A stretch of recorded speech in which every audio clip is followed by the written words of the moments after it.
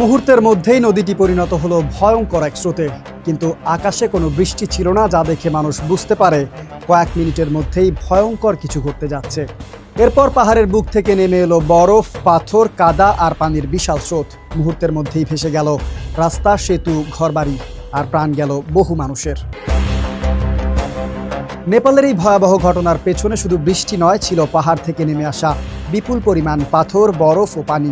কিন্তু প্রশ্ন হলো, এমন ভয়ঙ্কর ঢল তৈরি হলো কিভাবে? আর বাংলাদেশেও কি এমন বিপদ হতে পারে?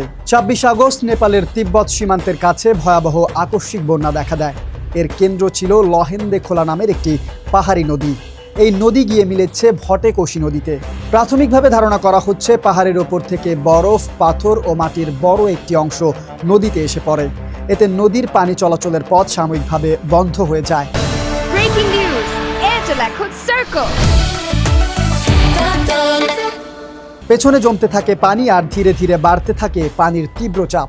এক পর্যায়ে সেই বাধা ভেঙে গেলে জমে থাকা পানি হঠাৎ করেই নিচের দিকে নেমে আসে। আর সেই পানির সঙ্গে যোগ হয় পাথর, কাদা, বরফ আর গাছপালা।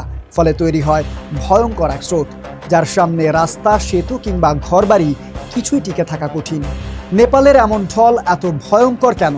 এর বড় কারণ নেপালের পাহাড়ি ভূপ্রকৃতি। একদিকে উঁচু পাহাড়, অন্যদিকে সরু ও গভীর নদীর পথ।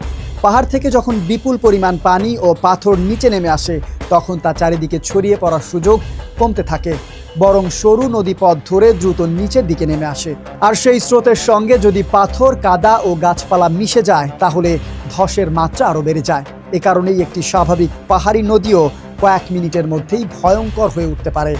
আর এই অঞ্চলেও গত বছর ভটেকোশি নদীতে আকস্মিক ভয়াবহ বন্যা হয়েছিল। অর্থাৎ এলাকার পাহাড়ি নদীগুলোতে এমন ঝুঁকি নতুন কিছু নয়। কিন্তু বাংলাদেশেও কি এমন হতে পারে? বাংলাদেশে নেপালের মতো বিশাল হিমবাহ নেই, তাই নেপালে এবারের ঘটনার মতো বরফ ধসে নদী বন্ধ হয়ে যাওয়ার মতো ঘটনা বাংলাদেশে হবার সম্ভাবনা খুবই কম। তবে পাহাড়ি ঢলের ঝুঁকি বাংলাদেশেও রয়েছে, বিশেষ করে বান্দরবন, রাঙ্গামাটি, খাগড়াছড়ি ও চট্টগ্রামের পাহাড়ি এলাকাগুলোতে। এখানে অতিরিক্ত বৃষ্টি হলে পাহাড় থেকে হঠাৎ করে বিপুল পরিমাণ পানি নিচে নেমে আসে। এর সঙ্গে কোথাও পাহাড় ধস হলে নদী বা ছড়ার পানি চলাচলের পথও সাময়িকভাবে আটকে যেতে পারে। ২০২৬ সালের জুলাইয়ে টানা ভারী বৃষ্টি ও পাহাড়ি ধসে চট্টগ্রাম, বান্দরবন, রাঙ্গামাটি ও খাগড়াছড়ি সহ বিভিন্ন এলাকায় ভয়াবহ পরিস্থিতি তৈরি হয়েছিল।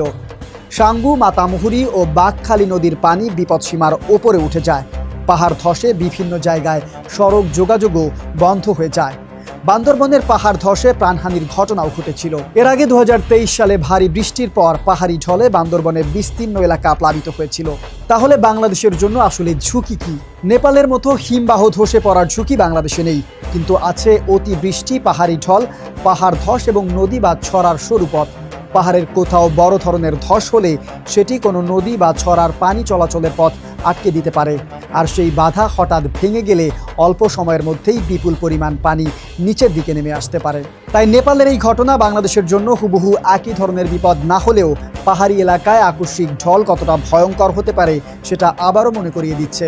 কারণ পাহাড়ি এলাকায় বিপদ সবসময় ধীরে ধীরে আসে না, কখনো কখনো কয়েক মিনিটের একটি ঢলই বদলে দিতে পারে পুরো একটি এলাকার চিত্র।